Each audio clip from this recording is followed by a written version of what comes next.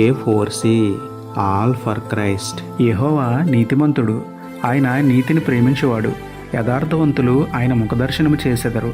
కీర్తనలు 11:7. ప్రార్థన. ప్రేమమేడ కృపమేడ పరలోకమందున్న మా తండ్రి, మహిమగల మీ నామమునకు స్తోత్రములు దేవా. అయ్యా, నీతిమంతుడైన మీ బిడ్డలుగా మేము కూడా నీతిమంతులుగా జీవించే బుద్ధిని మాకు అనుగ్రహించండి తండ్రి. మీరు నీతిని ప్రేమించేవారు కాబట్టి మేము కూడా నీతిమంతులుగా బ్రతుకుతూ మీ చేత మరి అధికముగా ప్రేమించబడే భాగ్యం ఇవ్వండి తండ్రి.